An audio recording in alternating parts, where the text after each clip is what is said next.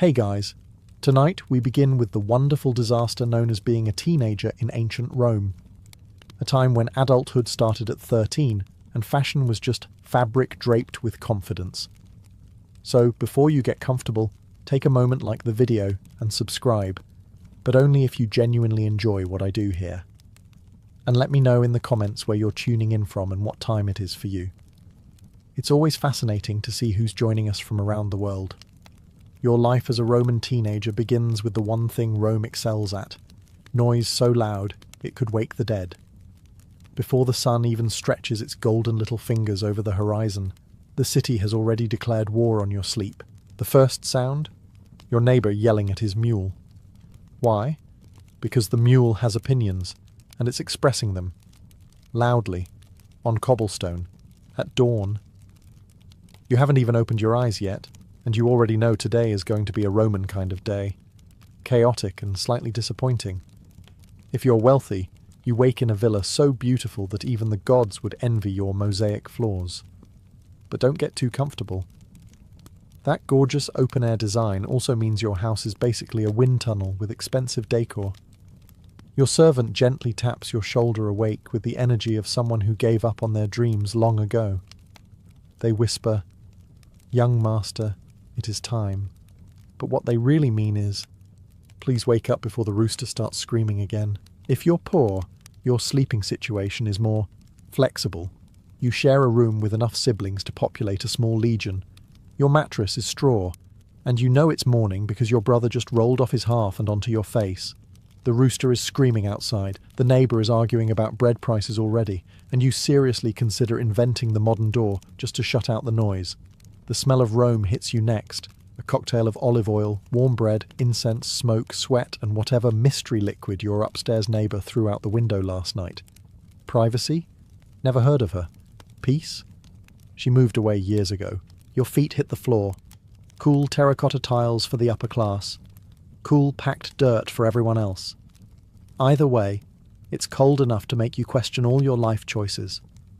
You stumble through a maze of random household objects, jugs, baskets, sandals, your father's tools, and at least one cat that refuses to move because it is, in its own mind, a minor deity. And then, as if on cue, the city cranks the volume up another level. Vendors shouting about fresh fruit that definitely isn't fresh. Bakers bragging about their bread as if it's a political achievement. Street children running around like caffeinated centurions. This is your morning. This is Rome.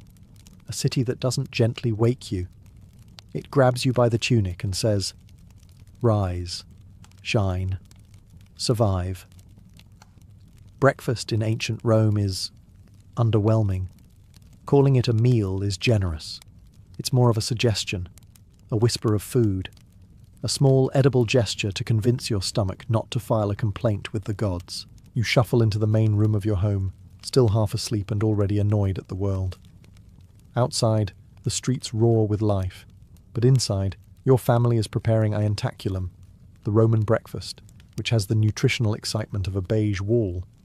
If you're from a wealthy family, your breakfast might include bread dipped in honey, dried fruit, olives, maybe some cheese.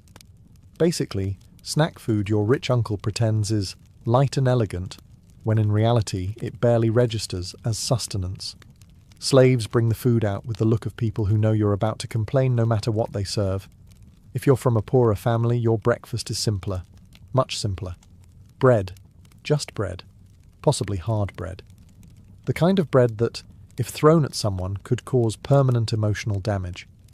You may soften it in watered wine, the Roman version of life hack, but it still tastes like regret with notes of grape. And speaking of wine, yes, Romans drink watered wine in the morning. Not because they're trying to get tipsy before lunch, but because water in Rome has the personality of a questionable pond.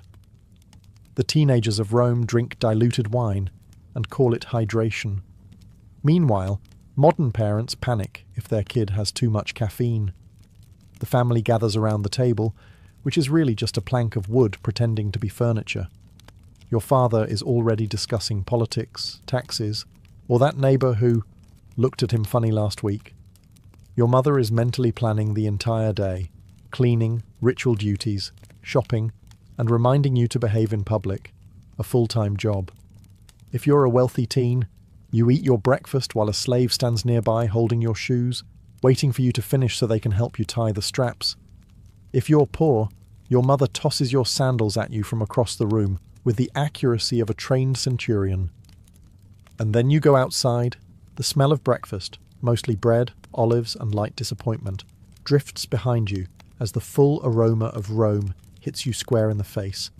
Street food sizzling, animals wandering, someone yelling about fresh fish, someone else yelling that he's lying, and a beggar arguing with a pigeon. Breakfast is done. Fuel acquired. Rome awaits. And yes, it's already yelling. In ancient Rome, there is no such thing as a teenage phase. No adolescence. No gentle transition from childhood to adulthood. Rome looked at 13-year-olds and said, "Congratulations, you now have the responsibilities of a 40-year-old senator with none of the salary." You don't grow into adulthood. You are shoved into it like a soldier being tossed into battle before he finishes his breakfast. It starts with the toga ceremony. One morning you're a child running around barefoot, and the next you're being wrapped in the toga virilis, a giant, heavy, overly dramatic bedsheet that signals to the world that you are now a respectable adult. Even though your brain is still firmly in the "do we have snacks" stage of development, your family beams with pride. Your father pats your back. Your mother wipes her tears. Meanwhile, you're just trying not to trip in front of half the forum and become the main character of Roman gossip for the next decade. If you're a girl, the expectations strike even harder. One morning, you're playing with dolls made of clay, and the next your mother says, "Let's talk about marriage." At 13. 13, the age when most modern teenagers struggle to choose a profile picture. In Rome, it's the age where you start thinking about managing a household, selecting good wool, and preparing to raise humans who will eventually yell political opinions at people in the street. Rome didn't believe in finding yourself. Rome believed in assigning you an identity. You're the son of a baker? Congratulations, you're going to be a baker. You're the daughter of a merchant? Fantastic. You're now studying accounting whether you like it or not. And Romans loved responsibility. They loved it so much they gave you responsibilities before you could fully process the word responsibility. Boys were expected to prepare for politics, rhetoric, and possibly military service. Girls learned to run a home, manage finances, direct servants, and ideally avoid starting any scandals, which in Rome was harder than it sounds. Everything you do is judged. Your posture, your manners, your Latin grammar, your clothing, the way you look at someone in public. Rome is a city of professional gossipers. Everyone has an opinion, and none of them are subtle. Even your hobbies are monitored. Are you reading? Good. Are you gambling? Bad. Are you staring at gladiators too long? Depends who saw you. Rome didn't wait for you to mature. Rome demanded maturity immediately and loudly and in public. If you're a Roman teenage boy, your life comes with a uniform, the toga virilis. And calling it a uniform is generous, because in practice it's a heavy, impractical, uncooperative monster of a garment that seems specifically designed to make you trip in public. The first time you put it on, you suddenly understand why every Roman statue looks stressed. The moment you step outside, the toga begins its slow transformation into an awkward bedsheet with a personal vendetta. It slides off your shoulder. It tangles around your legs. It tries to strangle you during wind gusts. And if it brushes the ground? Instant dirt. Rome is dusty, chaotic, and full of mystery liquids you do not want on fabric. But you wear it anyway, because it announces to the world, I am now a man. Even though you're still 13 and still haven't figured out how to hold the toga without looking like you're fighting a sea creature, now that you're officially a man in Roman society, again at 13, your responsibilities begin piling up faster than amphorae in a wine shop. Your father immediately decides it's time for you to learn the important things: rhetoric, philosophy, law, military discipline, and how to greet people in public without embarrassing the family. And if you mess up, don't worry, someone will loudly point it out. Your day includes going to school, a loud outdoor classroom where your teacher insists on reciting the words of great philosophers while ignoring the fishmonger yelling behind him. You spend hours copying Greek passages, memorizing speeches, and practicing arguments. Romans adored arguing. They trained for it like athletes. You learn to debate everything: politics, poetry, architecture, whether your friend's haircut looks stupid. All valid topics. After school, you might accompany your father to the Forum, the beating heart of Rome. Here you observe politics in action: senators lying with conviction, merchants shouting about prices, and public speakers gesturing dramatically enough to accidentally hit bystanders. Your father whispers, "One day, this will be you." While you're thinking, "One day, I hope I learn how to walk in this toga." You're also expected to show virtues: Roman courage and discipline. This includes training your body, practicing with wooden swords, and learning how to march like a tiny, unimpressive legionary. Being a Roman teen boy isn't relaxing. It's a marathon of expectations wrapped in fabric. But hey, at least your sandals are comfortable, usually. If you're a teenage girl in ancient Rome, your life doesn't gently unfold. It snaps into place like a trap. One moment you're a child playing with dolls made from leftover wool scraps, and the next your mother is saying, "Sweetheart, let's discuss household management and your future husband," while you are still mentally processing yesterday's lesson about spinning flax. Your day starts early, very early, before dawn. Because according to Roman mothers, sunlight is optional, but productivity is not. You wake to the sounds of the street: vendors shouting, dogs barking, someone dropping a jar for the third morning in a row, and then to the sound of your mother's voice reminding you that adulthood is not going to prepare itself. Your tasks begin immediately. You help with weaving, spinning, cleaning, preparing food, and managing the never-ending Roman laundry cycle. Roman clothing is mostly wool, and wool does not cooperate. You stir vats of hot water, scrub stains, wring tunics with your hands, and silently wonder how many gods must be appeased to invent the future washing machine. If your family is wealthy, your day includes supervising servants and learning how to host elegant dinners. Dinners where guests judge the seating arrangements, the seasoning, the conversation, the decor, and probably your existence. Your mother teaches you how to smile politely while doing mental math to stretch the household budget. She also teaches you how to avoid family scandal, which in Rome is a full-time occupation because scandal is basically a city sport. If your family is poor, your workload doubles.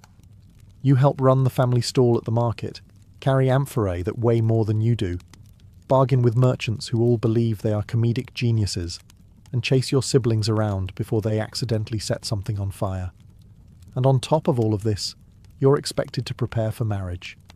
By 13 or 14, your parents are already assessing potential husbands. Rich? Good? Respectable family? Better? Breath smells like fermented anchovies? Unfortunate but survivable. Love? What is love? A Greek poem? A luxury item? Something only the extremely wealthy can afford? Roman girls learn early to navigate a society built entirely by men who think they know what's best for everyone. Your mother teaches you the real secrets: how to negotiate, how to manage finances, how to quietly run the entire household without any man noticing you're the one doing all the work. Your life is demanding, structured, chaotic, and endlessly busy. And you're only 13. Rome doesn't give you time to grow up. It simply assumes you already have. School in ancient Rome is not the calm academic sanctuary modern people imagine.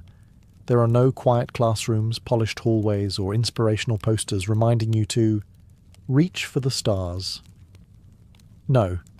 Roman school happens outside, in public, in full chaos.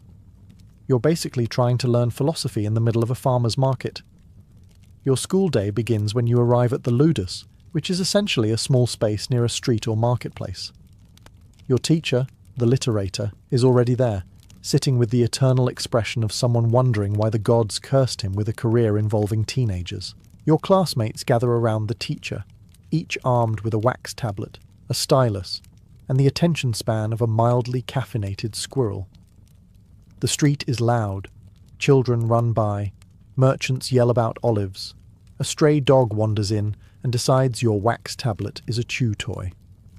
Still, your teacher demands absolute concentration. Your lessons include reading, writing, and basic arithmetic. Sounds simple, except you're learning Greek and Latin at the same time because Romans decided that their teenagers should suffer academically from two directions at once. You practice forming letters on your wax tablet while your teacher walks around correcting posture, pronunciation, and life choices. Then comes rhetoric. Rhetoric is Rome's favourite subject. Forget math. Forget science. Romans believe that if you can argue loudly and convincingly while waving your arms, you can succeed anywhere. You begin practicing small speeches, introductions, simple debates, and dramatic recitations of poetry. Your teacher insists that every line must be delivered with enough passion to move the Senate.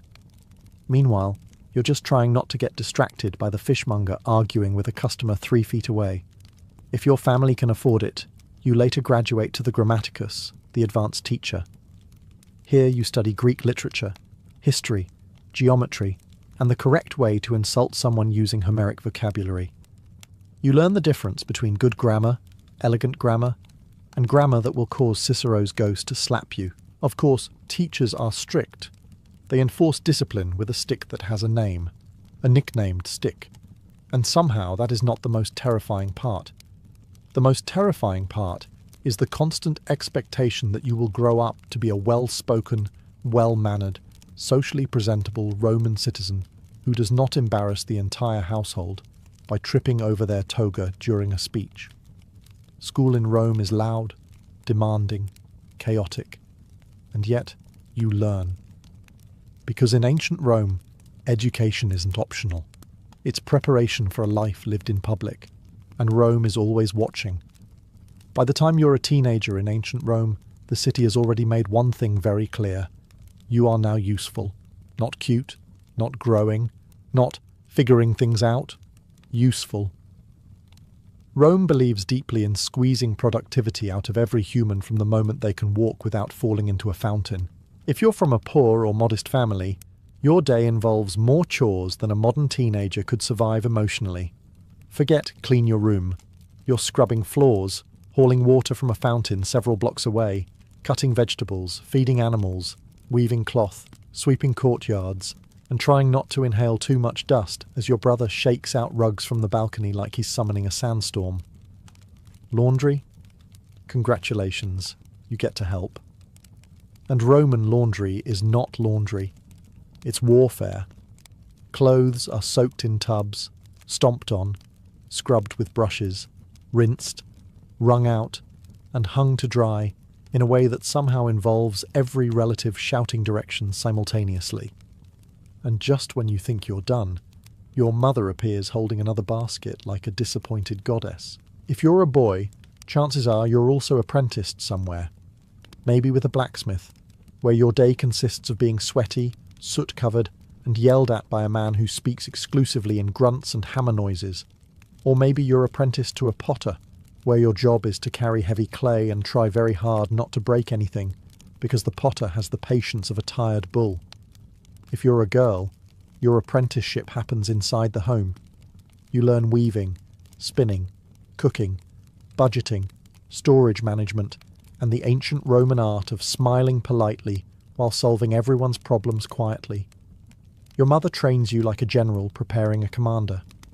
One day you will run a household, and she will not let you embarrass the family by mismanaging olive oil supplies. Meanwhile, wealthy teens have chores too. They just involve supervising people doing the actual work. But trust me, Roman supervision is exhausting. You must observe. You must critique. You must nod wisely at appropriate moments. You must pretend to understand accounting while your father lectures you about grain prices. And if you're extremely wealthy, congratulations, you now have the additional burden of etiquette lessons. Yes, etiquette. You learn how to sit, stand, greet senators, hand objects politely, and avoid committing social crimes like speaking out of turn or wearing the wrong sandals to a festival. No matter your class, Rome expects you to contribute. Teenagers are not ornamental. They are workforce. By 13 or 14, you're not preparing for adult life. You're already living it. Despite the responsibilities, the chores, the expectations, and the constant threat of being yelled at by an adult for reasons you do not fully understand, Roman teenagers still manage to have a social life. A loud social life. A dramatic one. Rome is not a city of quiet friendships. It is a city of friendships forged in chaos. Your friends are the kids you grew up with. Neighbours, classmates, cousins. The boy who once threw an amphora into a fountain and blamed it on a dog, and the girl who can negotiate better than half the Senate. Together, you form a small army of teenage energy wandering the streets of the empire's capital. Rome is your playground. And by playground I mean dangerous, crowded, unregulated obstacle course.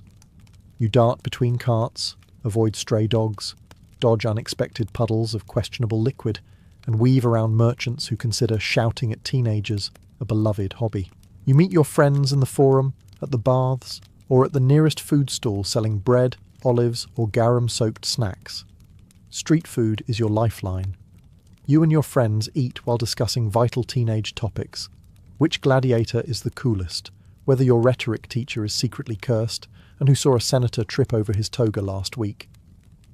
Games are a huge part of Roman teen life.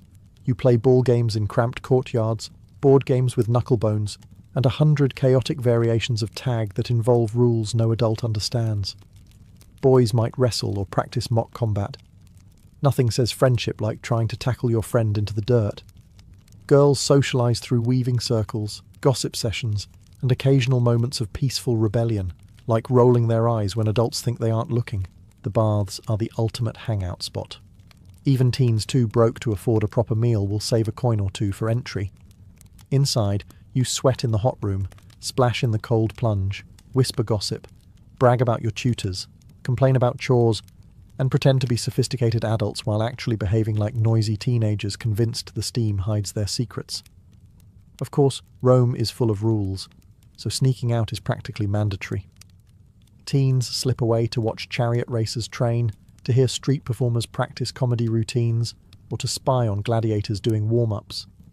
Every outing becomes a mission, complete with dramatic whispering and occasional sprinting when things go wrong. Friendships in Rome are fierce, loyal, loud, and unforgettable. Because when you grow up in a city that never stops moving, shouting, or judging, you cling to the people who understand your chaos. Being a teenager in ancient Rome means one thing above all else. Your outfit is out to destroy you. Roman fashion is not clothing. It is a daily battle between you, gravity, fabric, and public humiliation. And gravity always wins. Let's start with boys. You wake up, put on your tunic, and then, the main event, wrap yourself in the toga virilis. A garment so dramatic, so heavy, so pointlessly large, that it could double as a circus tent in an emergency. The toga has exactly two goals in life. One, to signal your transition into adulthood, and two, to trip you in front of someone important. No Roman statue shows the truth. The toga slips. It folds wrong. It develops a mind of its own. If there's a breeze, forget it. You're suddenly doing a full-body wrestling match with a sheet while the city watches. Senators make it look elegant because they have slaves adjusting it every 10 minutes. You, on the other hand, are a teenager trying not to collapse into a fabric burrito. Girls have their own fashion challenges. You wear the stola and the pala, both lovely garments, in theory. In reality, they're long, heavy, and determined to catch on any nearby furniture, doorframe, or passing goat. You tie your hair into elaborate styles that require at least 3 pins, 2 prayers, and the patience of Jupiter himself. And after all that effort, one gust of wind and you're reinventing the local hairstyle unintentionally. Accessories aren't optional. Jewellery communicates your family's wealth, or lack thereof, to everyone within a 3-block radius. Earrings, bracelets, brooches. Romans were magpies with social ambition. If you're wealthy, you wear gold and glass beads. If you're poor, you wear bone, clay, or whatever your uncle traded for at the market, hopefully not cursed. Footwear. Sandals, of course. Practical in summer, tolerable in spring, regrettable in winter. The straps always break at the worst moment. Always. Usually when you're trying to look dignified or when you need to walk across a suspicious puddle that absolutely did not come from rain. And remember, Rome is judgmental. The entire city is one giant runway, and every citizen is a fashion critic. Too plain? Suspicious. Too fancy? Suspicious. Wrinkled tunic? Unforgivable. Toga touching the ground? You have shamed your ancestors. Roman fashion demands two things: confidence and constant adjusting. You are draped in symbolism, wrapped in social pressure, and tied together with hope. Welcome to ancient Rome, where even your outfit has political meaning and personal vendettas. Stepping outside your home as a Roman teenager is like entering a live-action obstacle course designed by the gods for their personal entertainment. The streets of Rome are not streets in the modern sense. They are living organisms, loud, unpredictable, dramatic, and absolutely determined to trip you, splash you, confuse you, or convert you to a new religion before lunchtime. The moment you walk outside, the city grabs you by the tunic and shakes you awake. Vendors are already shouting as if they're in a competition to rupture your eardrums. Fresh bread. Fresh fish. Fresh lies. You learn quickly that everything in Rome is advertised loudly, confidently, and with aggressive eye contact. The smells hit you next. Rome has a scent profile that cannot be captured by science. It is a powerful blend of baked bread, olive oil, incense, sweat, animals, wine, sewage, wood smoke, cooked meat, and whatever your neighbour dumped out of his window 5 minutes ago. Every corner smells different. Every corner smells honest. Navigating the streets is a sport. First, you dodge carts pulled by donkeys who have absolutely zero respect for pedestrians. Then you sidestep beggars, performers, stray dogs, and children running around like caffeinated lizards. The cobblestones are uneven, the alleys are narrow, and half the population is yelling at the other half. You pass shops lining the streets, tiny businesses bursting with activity. Bakers pull steaming loaves from ovens, blacksmiths hammer metal so loudly your soul vibrates, barbers shave customers in full public view, and tavern owners call out tempting offers that imply you will definitely regret the wine later. Street performers are everywhere. Musicians strum lutes, poets recite verses with the confidence of people who have never been booed before, and acrobats attempt flips that make your mother mutter prayers under her breath. Some are talented, others are enthusiastic. Chariot traffic is a nightmare. If you hear wheels approaching, you move. Fast. Because Roman drivers operate under two rules. 1. Speed is life. And 2. Pedestrians should pay attention. Teens often sprint out of the way dramatically, pretending afterward that they totally weren't scared. You also encounter soldiers on patrol, walking reminders that Rome is powerful, organised, and constantly watching. They don't smile. They don't wave. They stare like you're one clumsy toga step away from becoming paperwork. And yet, despite the chaos, the smells, the shouting, the near-death experiences, and the constant threat of slipping in something mysterious, the streets of Rome are thrilling. They are alive. They are dangerous. They are unforgettable. And as a Roman teenager, they are your world. If there is one thing Roman teenagers love more than complaining about chores, it's festivals. And ancient Rome has a lot of festivals. Enough that you sometimes wonder if the entire empire is one missed harvest away from becoming a year-long party with occasional tax collections.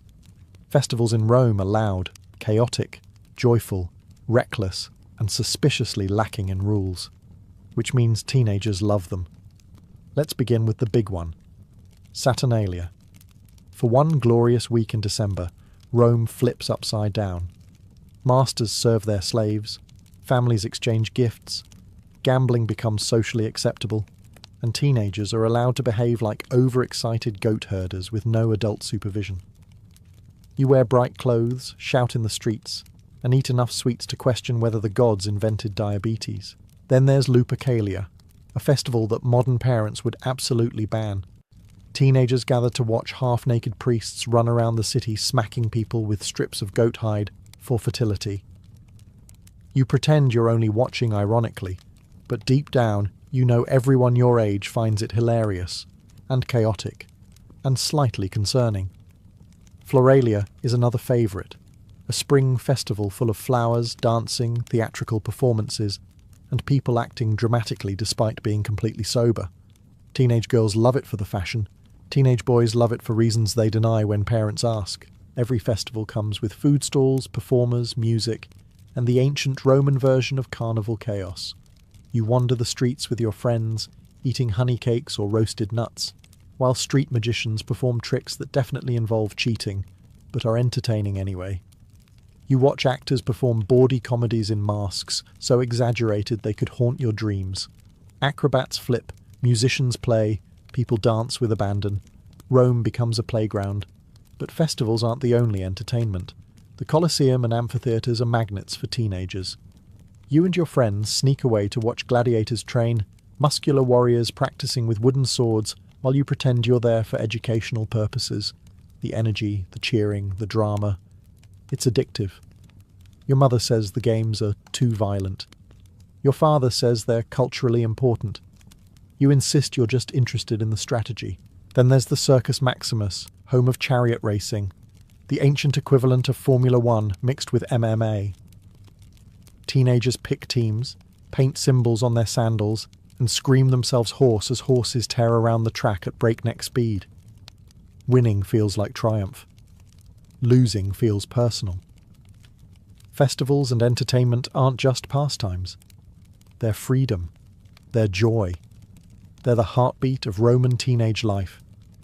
If you think Roman bathhouses were quiet, relaxing spa environments where people whispered softly and enjoyed serenity, congratulations, you've never been to Rome.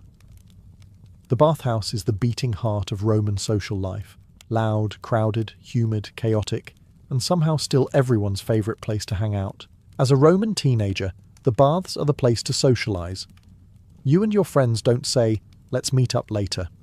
You say, "Meet me at the baths," because honestly, where else is there to go? The streets are dangerous. The forum is full of adults arguing, and your house is full of chores waiting to ambush you. The baths are neutral territory, a sanctuary of steam and gossip. Entry is cheap, even for poorer families. You hand over a small coin, walk inside, and immediately get hit with a wall of heat that slaps you harder than your rhetoric teacher when you misquote Homer. Inside, it's a maze of rooms. The apoditerium, changing room, tepidarium, warm room, caldarium, hot room, and frigidarium, cold plunge. Each one offers a unique experience, none of which involves peace. You strip down in the changing room, hide your belongings in a cubby, and pray the attendant is honest today. Theft is technically illegal, but happens often enough that everyone just pretends it's part of the charm. Then you head into the warm room to let your body adjust, along with 50 other people who had the exact same idea. The hot room is where the magic happens. The steam is so thick you can barely see your own hands. Middle-aged men loudly discuss politics. Elderly men complain about everything. Teenagers whisper gossip so juicy it could collapse the Senate. The heat isn't just warm. It's, I can feel my soul sweating, warm. Your hair frizzes instantly. Your skin moisturizes whether you want it to or not. Then comes the cold plunge, the Roman version of a dare. You jump in, scream internally, and try not to die of shock while your friends laugh at you. The water is colder than the expression your mother gives you when you try sarcasm. Between dips, you eat snacks, chat, complain about school, admire gladiator posters carved into the walls, and pretend you're not staring at cute people from afar. The bathhouse is the only place where teenagers can relax, socialise, and pretend adulthood isn't sprinting toward them at gladiator speed. The baths aren't just hygiene. They're therapy. They're community. They're the ancient Roman version of a mall, gym, cafe, and gossip hub, all fused into one glorious, sweaty building. If you think modern parents have high expectations, ancient Roman parents would like to have a word. In Rome, family expectations hit you with the force of a runaway chariot, and there is absolutely no escape. You're a teenager, yes, but Rome does not care. Rome believes you are ready, mature, capable, and responsible, despite overwhelming evidence to the contrary. Your family doesn't just hope you'll succeed, they expect it, because Rome is a society built entirely on reputation. Your family's honour matters more than your comfort, feelings, ambitions, or the fact that your toga is currently trying to kill you. If you're a boy, your father sits you down for the talk, not the modern version, the Roman version. It goes something like this. Son, you must bring honour to the family, train your mind, train your body, learn the law, study rhetoric, observe the forum, and stop slouching. The neighbours can see. Then he gestures dramatically toward the horizon, as if the gods themselves are taking notes. Your mother listens nearby, nodding like she's signing off on your future resume. She reminds you that your behaviour reflects on the entire household. How you walk, speak, eat, greet people, and even breathe in public must be done with the calculated skill of a miniature senator. If you're a girl, the pressure is even more intense. Your mother takes over your training like a general preparing a commander. You must learn to run a household with smooth efficiency. Budgeting, supervising servants, weaving, cleaning, organising storage, managing guests, maintaining religious rituals, and ensuring the family has enough olive oil to survive the next 10 years. And then there's marriage. Marriage is not a distant idea. It's an active project underway before you've even figured out whether you like poetry or prefer chariot races. Your parents strategize alliances, dowries, and which potential husband has the fewest suspicious rumours attached to him. You sit quietly, nodding politely, while internally screaming. Roman families expect discipline.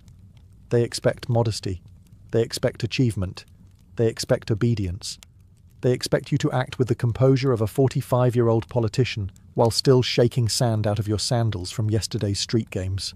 There is no teenage rebellion in Rome.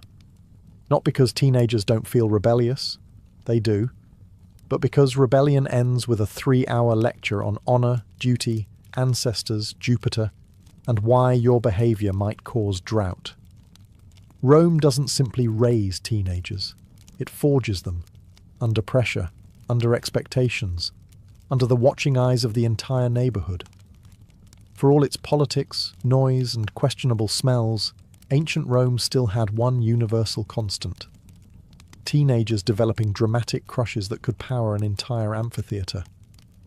Love in Rome is chaotic, inconvenient, thrilling, risky, and absolutely unavoidable, just like everything else in this city. Let's start with the basics. Roman teenagers fall in love fast.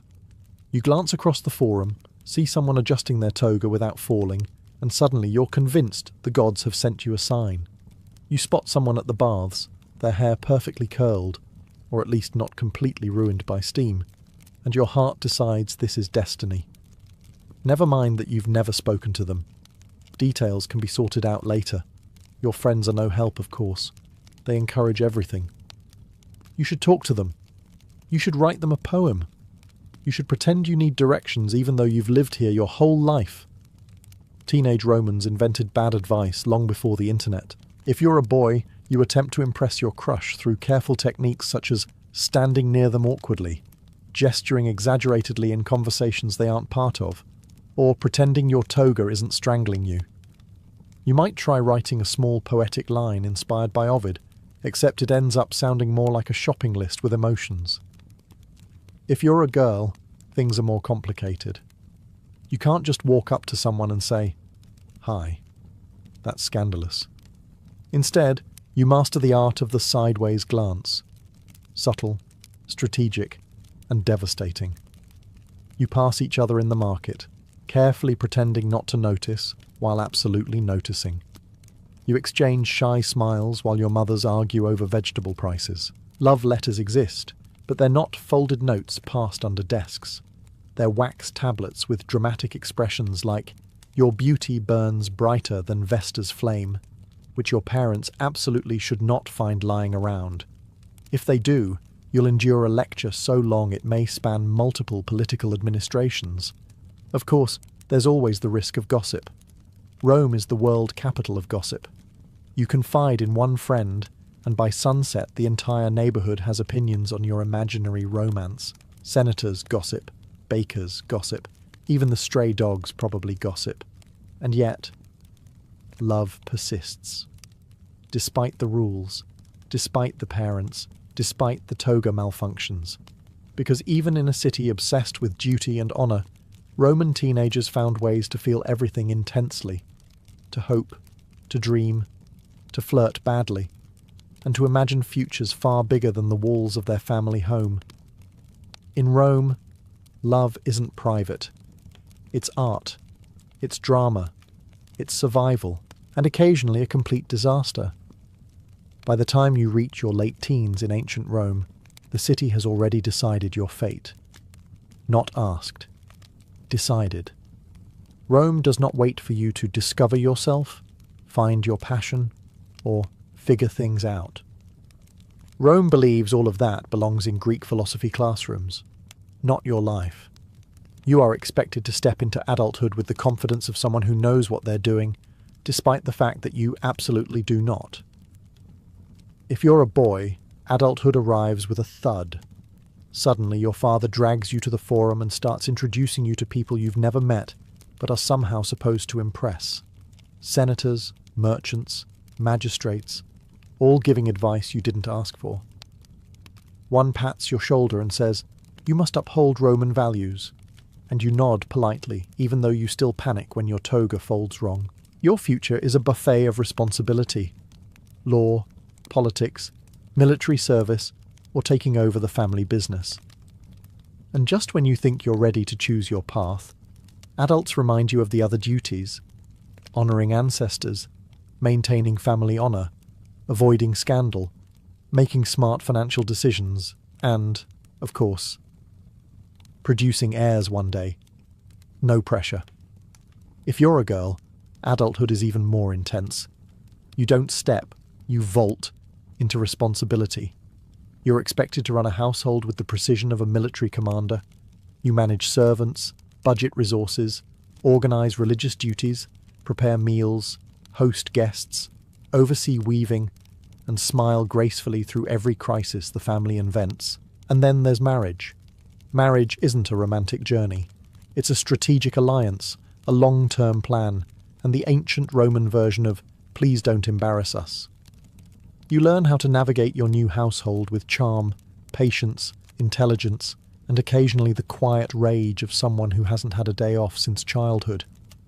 Everyone watches you, everyone judges you, everyone expects greatness, or at least competence, which in Rome is practically the same thing. But here's the surprising part. As overwhelming as adulthood is, Roman teenagers adapt. They rise to the challenge. Yes, they complain, quietly. Yes, they panic, internally. Yes, they occasionally wish Jupiter would grant them a break. But Rome shapes you. Its noise strengthens you. Its expectations sharpen you. Its chaos prepares you for a life lived proudly in the world's greatest city. You're no longer just a teenager. You're a Roman, an adult in the empire. Ready or not, Rome marches forward and you march with it. In the 12th century, Europe stumbled into one of the strangest cultural inventions in its entire medieval run: courtly love, a system where falling passionately, hopelessly, and mathematically disastrously in love with someone unattainable wasn't a moral failure, it was a flex. Instead of "don't commit adultery," medieval aristocrats invented a loophole: adore someone intensely, but never actually touch them. It was romance elevated into a philosophical sport, complete with rules, rituals, and an alarming number of poems written by men who probably hadn't showered since Easter. At the heart of courtly love was impossibility. The ideal woman was almost always married, usually to someone powerful, usually much older, and almost always the kind of man who thought poetry was suspiciously French, and therefore dangerous. But this obstacle wasn't a bug in the system. It was the engine. A love you already had could never be noble. A love you could never have. That was perfection. Medieval poets insisted that the purest love was the kind that stayed unfulfilled, the kind that tortured you politely while you wrote verses about a woman who might not even know your name. This romance required performance. The knight wasn't supposed to actually seduce the lady. Oh no, that would be crude. Instead, he was meant to worship her like she was an earthly angel, the moral GPS of his soul. He might carry her token into battle, a ribbon, a glove, or sometimes a piece of fabric she definitely didn't know he stole. He would announce his loyalty to her in song, in tournaments, even in front of her husband, who was, unfortunately, often the one sponsoring the tournament. The lady had her own role. She was expected to inspire virtue, correct the knight's behaviour with polite cruelty, and reject him with enough grace to make him love her even more. Her job, essentially, was to be unattainable, while pretending she appreciated the effort. In a world where noble women had limited power, this bizarre romantic system accidentally gave them a new kind of influence. The power to make men compete, suffer, improve, or commit mild poetic madness. So, from the very start, courtly love wasn't about kissing, or touching, or sneaking behind castle walls. It was about longing, weaponized longing, a socially approved heartbreak, a nobleman's excuse to stare at someone else's wife and call it philosophy. To understand courtly love, you have to understand the role of the medieval noblewoman, or rather, the myth of her. In theory, she was the moral North Star of the entire aristocratic universe, pure, elegant, wiser than Aristotle, and supposedly blessed with the kind of emotional intelligence that could transform a violent knight into a gentleman simply by looking at him. In reality, she was usually a practical, politically savvy woman managing estates, marriage alliances, household finances, pregnancies, and the occasional plague outbreak. But medieval poets were not writing about real women. They were writing about the lady, a fictional creature who existed almost entirely in their imagination, and, occasionally, in their saddlebags as an embroidered handkerchief. The pedestalizing was dramatic. Poets described their chosen lady as someone whose beauty could soften the wrath of God, whose smile could tame lions, and whose voice could heal wounds. Real noblewomen, meanwhile, were busy making sure the grain harvest didn't get stolen by bandits. But in the romantic fantasy, the woman was a kind of divine force, a muse, a judge, a source of spiritual enlightenment. She wasn't meant to be human so much as symbolic. The lady also became an extremely convenient excuse. Knights claimed that fighting harder in battle wasn't because they wanted glory or loot, but because of her. Their bravery, their courtesy, even their personal hygiene. All of it was supposedly in service to a woman they were not allowed to touch. If a knight behaved badly, poets insisted it was because he lacked a guiding lady.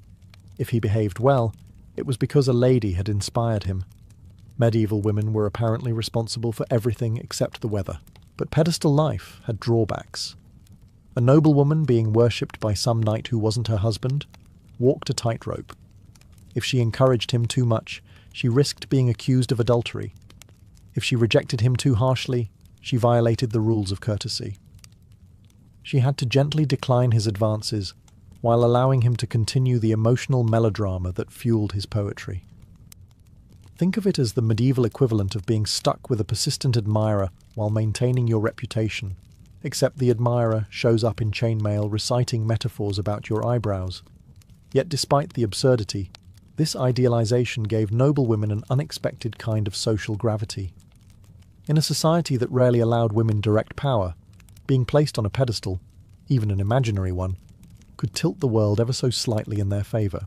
If the noblewoman was placed on a pedestal, the medieval knight placed himself somewhere far less dignified, usually on his knees, swearing eternal loyalty to someone who could end the whole thing with a single raised eyebrow. In courtly love, the knight's devotion wasn't casual admiration. It was a full-time emotional occupation, complete with rituals, vows, and a level of dramatic suffering that modern audiences would classify as unpaid theatre. The knight began by selecting a lady, ideally someone married, socially superior, and as unavailable as humanly possible. This was not a bug, it was the feature. If love was too easy, it wasn't noble. A married woman ensured that the knight's desire remained distant, painful, and, most importantly, excellent material for poetry. He wasn't supposed to win her. He was supposed to long for her in a dignified, courteous agony. He then pledged total obedience to her, which was extremely convenient for poets and extremely awkward for husbands. His vows resembled a strange blend of religious devotion and personal melodrama. He promised to defend her honour, follow her commands, improve himself morally, and, if necessary, die gloriously in her name. Ideally, he would avoid actually dying, but the threat of it made the whole thing more poetic. This devotion manifested in everyday life. A knight might carry her colours, a ribbon, a scarf, a piece of fabric she never actually gave him, but which he claimed as a sacred relic. He might perform exceptionally in tournaments, and then publicly declare that his victory belonged entirely to her. If he lost, he blamed himself for failing to be worthy. A surprisingly large number of medieval emotional crises involved knights apologising to their ladies after getting knocked off a horse at high speed. Longing became a lifestyle. A knight in the courtly love tradition was supposed to be constantly on the brink of emotional collapse, sighing dramatically, composing verses and gazing pensively at the horizon as if waiting for divine permission to have a conversation with the woman who inspired all this misery. Was it love? Was it self-inflicted emotional chaos? Was it a medieval version of fan culture, where the lady didn't know she had a fan club? Maybe a little of all three, but the suffering was essential. Pain proved depth, restraint proved virtue, and the distance between knight and lady, impossible, forbidden, irresistible, was what kept the entire system alive. Courtly love didn't just happen. It came with rules, an entire unwritten constitution that determined how a knight could adore a woman without accidentally creating a scandal large enough to start a feud. Medieval poets and intellectuals treated these rules with a seriousness usually reserved for state treaties or papal decrees. If modern dating had half the structure courtly love demanded, most people would need a lawyer just to send a text. The most famous rule book came from Andreas Capellanus, a 12th century cleric whose job apparently included documenting the romantic delusions of the aristocracy. His treatise, De Amore, laid out dozens of principles for how noble love was supposed to function. These weren't gentle guidelines. These were rigid, drama-fueling commandments. For example, love cannot exist between husband and wife. Yes, the medieval world officially declared marriage too boring to count as love. If you loved your spouse, you were doing it wrong. The rules emphasized secrecy, which was ironic because half the troubadours in Europe made careers out of gossiping through music about who loved whom. But secrecy preserved dignity, or at least the illusion of it. A knight's devotion had to be private enough to avoid scandal, yet public enough to elevate his social reputation. Quite a tightrope for someone wearing 70 pounds of metal. Another rule: love thrives on difficulty. If things were going well, something was clearly wrong. Obstacles, distance, disapproval, marriage, locked towers, angry husbands with crossbows, weren't problems. They were vital ingredients. Without suffering, a knight wasn't truly in love. He was just having a pleasant time, and pleasant times were not poetic. A lady, meanwhile, was required to show mercy without encouragement, and firmness without cruelty. Too cold, and she violated courtesy. Too warm, and she violated everything else. Her responses had to be measured in millimetres. Enough kindness to keep the knight devoted, enough restraint to avoid rumours, and enough patience to endure a lifetime of poems comparing her eyebrows to crescent moons. Courtly love also demanded moral improvement. A knight had to use his longing to elevate his soul, become more virtuous, more courageous, more refined. If he didn't come out of this emotional circus as a better man, he failed the assignment. So yes, this was romance, but regulated. A passion so carefully choreographed that even adultery had an approved aesthetic. And for better or worse, it shaped medieval Europe's understanding of love for centuries. If courtly love was a cultural fire, then troubadours were the ones running around Europe with torches, happily setting more things ablaze. These poet-musicians of southern France took the raw emotional chaos of noble longing and turned it into the medieval equivalent of chart-topping hits. Imagine a world where every popular song is about someone's hopeless crush on a married noblewoman. That was 12th century Provence. A troubadour's job was part poet, part performer, part gossip columnist. They composed elaborate verses about knights who adored ladies they could never touch, and ladies who inspired knights by refusing to touch them. Their lyrics elevated yearning into an art form. A single sigh from a lady could fuel an entire ballad. A glance from her could fill a whole album. And if she said an actual sentence to the knight, congratulations. That was basically an emotional Grammy. Troubadour helped spread the ideology of courtly love across Europe. Their songs travelled from castle to castle, sometimes carried by the troubadours themselves, sometimes by knights who memorised them, and sometimes by princesses who brought the tradition north when they married foreign kings. Eleanor of Aquitaine, Queen of France, then Queen of England, was the Beyoncé of courtly love promotion. Thanks to her, the entire aristocracy got hooked on the idea that the highest form of love was basically structured emotional torment. But troubadours didn't just entertain, they shaped reputation.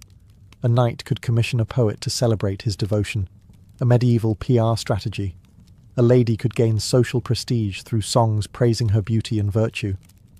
On the flip side, a poorly written poem could cause trouble. A troubadour who hinted too strongly at a noblewoman's secret admirer could spark rumours, feuds, or in extreme cases, warfare. Nothing says romantic tension like the risk of accidentally starting a regional conflict. The poetry itself often exaggerated reality to mythical proportions. The knight became a flawless hero, the lady became a goddess, the husband became an obstacle with a very unfortunate personality. Troubadours used metaphor like seasoning, generously, dramatically, and sometimes nonsensically. A lady's hands were whiter than milk, her eyes were bright as swords, her heart was fortified like a strong castle. Real women probably just wanted to supervise their servants in peace. Yet the power of these performers was undeniable.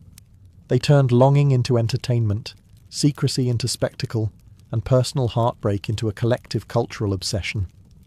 Without troubadours, courtly love would have remained a niche hobby. With them, it became Europe's most fashionable madness.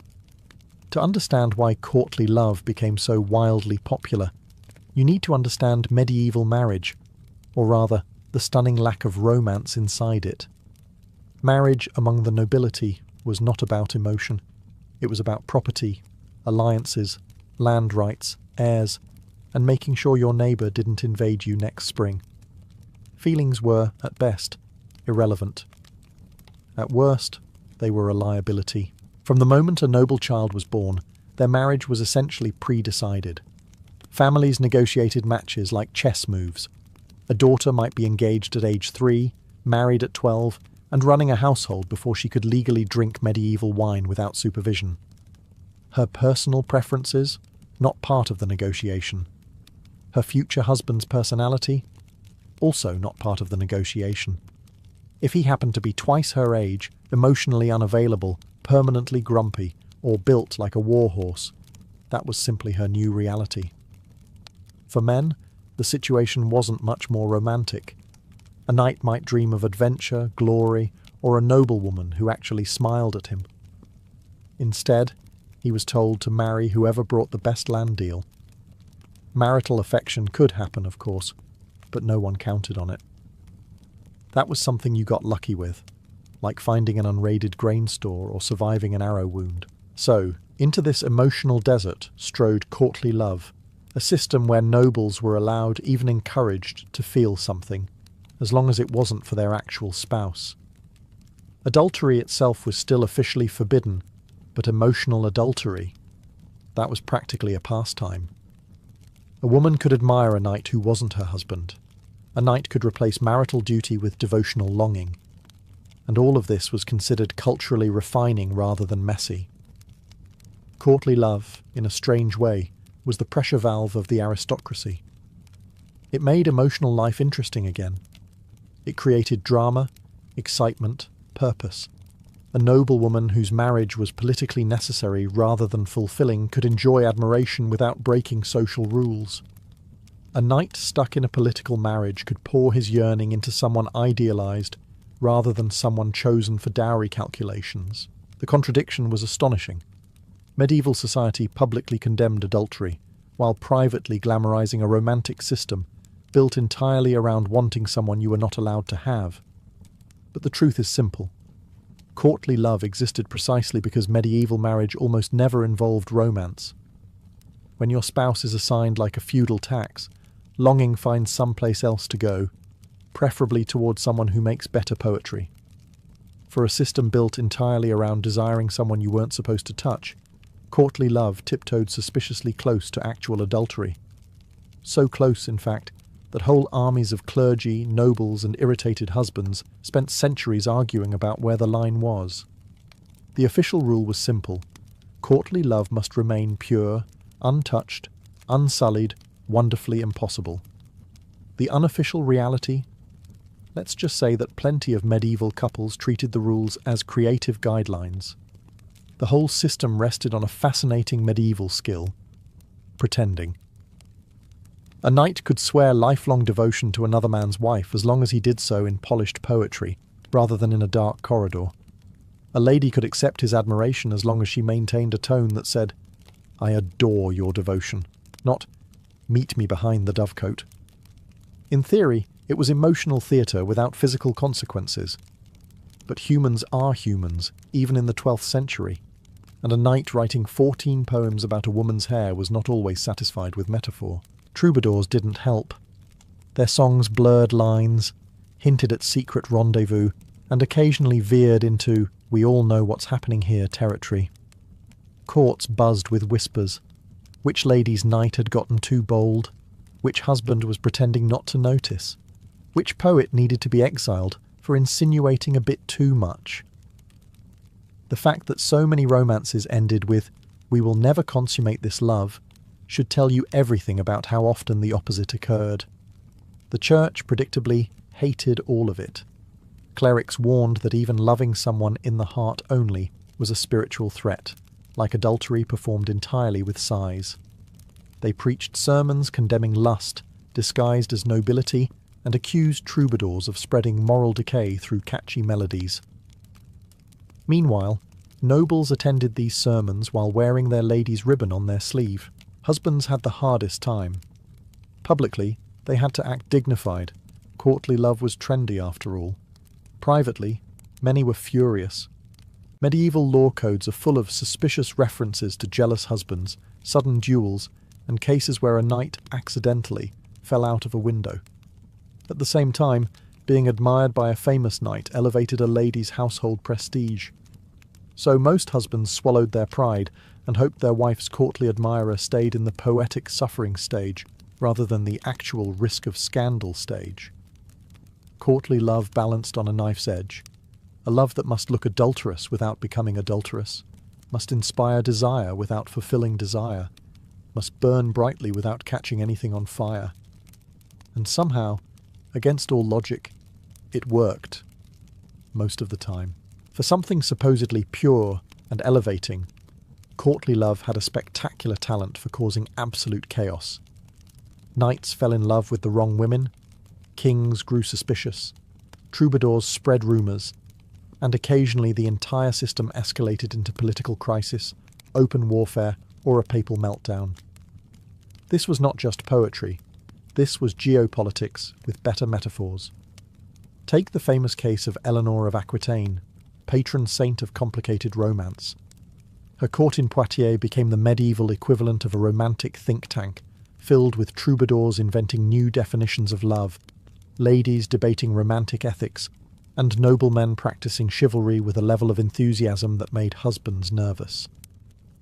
Some historians argue that these games of flirtation and song contributed directly to tensions that tore apart her marriage to Louis VII. When a queen uses emotional devotion as political leverage, Europe pays attention.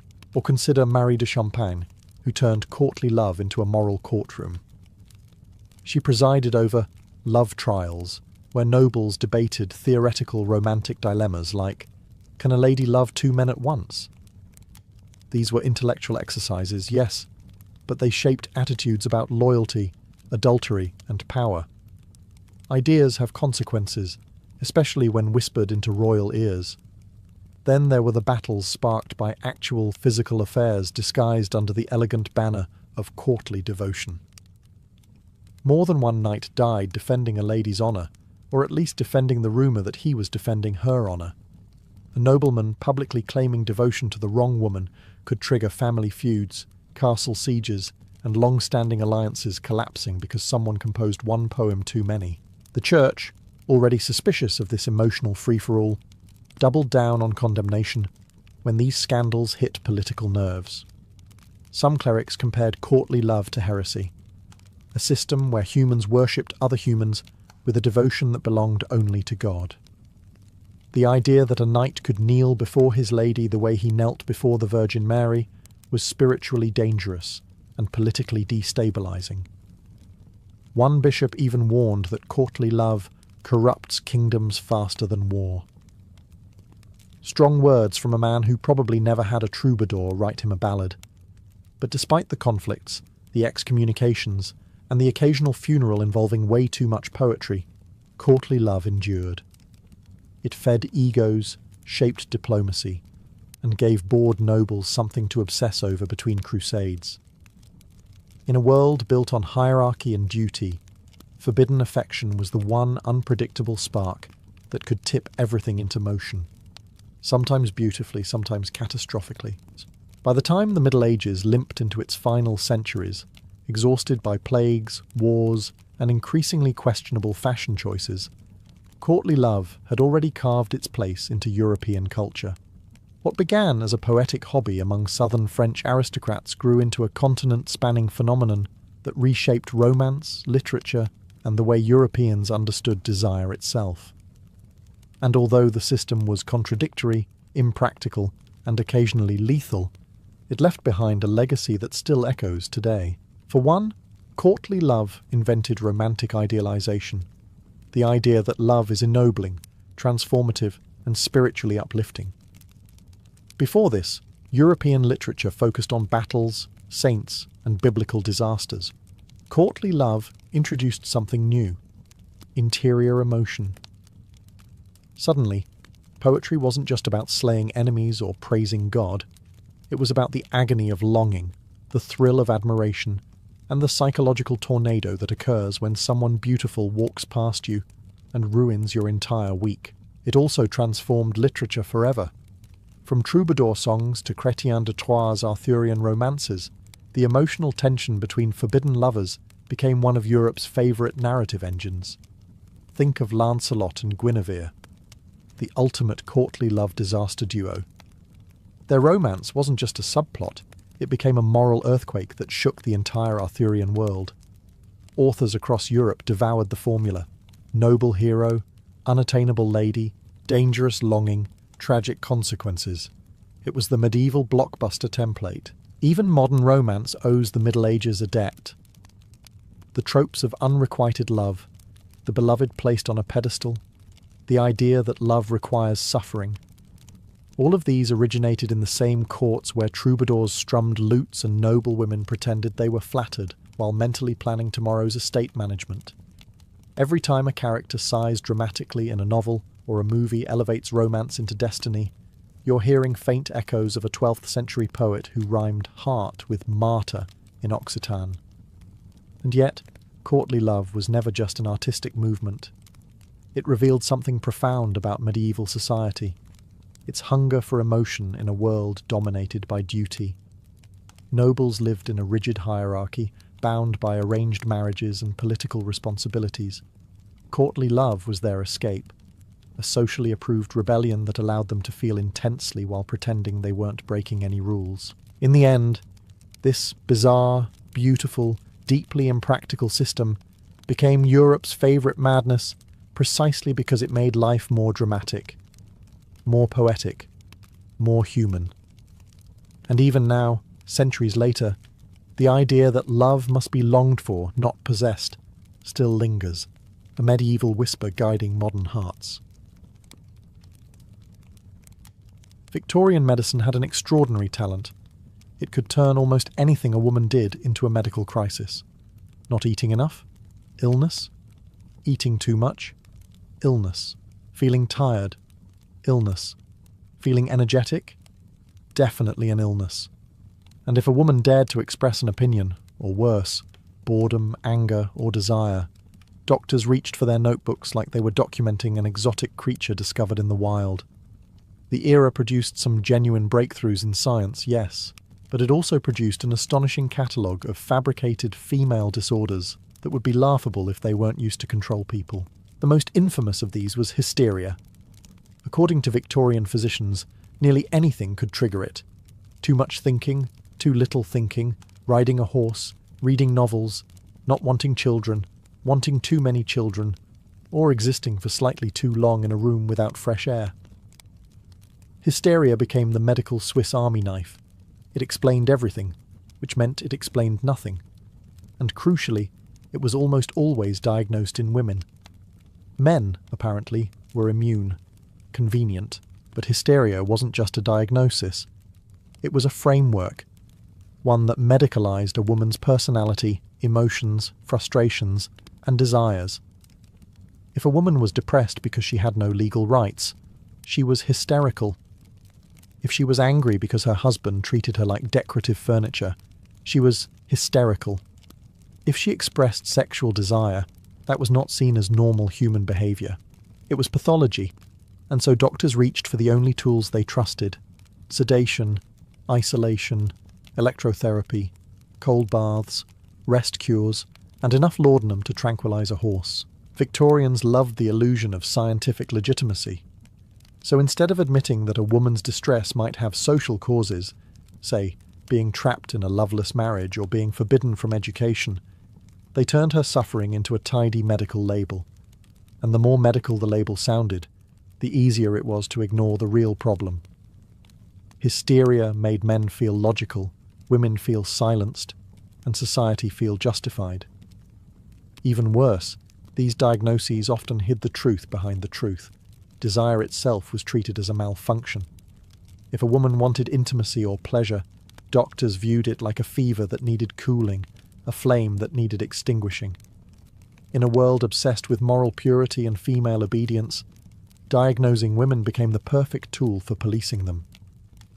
Victorian medicine didn't just treat imagined illnesses, it created them. And thousands of women paid the price for symptoms they never truly had. To understand Victorian medicine, you must understand that it wasn't just medicine. It was morality, wearing a stethoscope. Doctors weren't simply diagnosing illnesses, they were enforcing an entire worldview. They believed society was held together by delicate threads of purity, obedience, and rigid gender roles, and if one woman tugged at those threads, civilization might unravel like a cheap corset. So medicine became a weapon, not intentionally cruel, perhaps, but catastrophically confident. Victorian doctors viewed themselves as guardians of social order. They saw women as naturally fragile, emotional, and constitutionally unsuited for stress, which was convenient because it meant women could be blamed for almost anything while also being excluded from anything important. If a woman wanted education, independence, or control over her own body, doctors insisted these desires were morally dangerous and therefore medically dangerous, and so they invented diagnoses to match. The concept of degeneracy became especially fashionable. This wasn't a real medical condition. It was a fear that society was declining, that modern life was corrupting morals, and that women's desires were the first sign of collapse. A woman who read too much. She risked moral overexcitement. A woman who enjoyed physical exercise. She risked becoming masculinized. A woman who spoke too freely. She risked mental derangement. Everything became a slippery slope into decay. Doctors tied morality to biology with astonishing confidence. They claimed a woman's entire personality was governed by her reproductive system. If she was sad, her uterus was acting up. If she was anxious, her uterus was misaligned. If she was angry, her uterus was wandering around the body looking for trouble. A theory that was outdated even by ancient Greek standards, yet somehow still enjoyed a second life in Victorian Britain. The era also saw extreme anxiety around female sexuality. Desire was portrayed not as natural but as dangerous, a force that could corrupt society, ruin marriages, and weaken men. Doctors wrote solemn warnings that too much pleasure could cause madness, infertility, or moral decay. They recommended sedation, cold baths, and strict supervision to protect both the woman and the world from her impulses. In reality, these diagnoses reflected Victorian fears far more than Victorian bodies. Medicine became the language through which society expressed its panic. Panic about changing gender roles, panic about sexuality, panic about desire itself. And those fears shaped treatments that would soon become even more invasive and far more devastating. If Victorian medicine had a crown jewel, the diagnosis it polished, displayed, and proudly misused, it was hysteria. No condition in history has been diagnosed so frequently with so little evidence. It was vague, elastic, and omnipresent. It covered hundreds of symptoms, and yet none of them were real diseases. It was the perfect medical invention, dramatic enough to justify treatments, broad enough to apply to nearly anyone, and moral enough to reinforce Victorian ideas about what women should be. Doctors described hysteria with the enthusiasm of collectors cataloguing butterflies. Symptoms included fainting, anxiety, irritability, insomnia, weeping, daydreaming, a tendency toward rebellion, a desire for independence, and, most suspiciously of all, excessive sexual feeling. In other words, hysteria was everything Victorian society feared about women wrapped into one convenient label.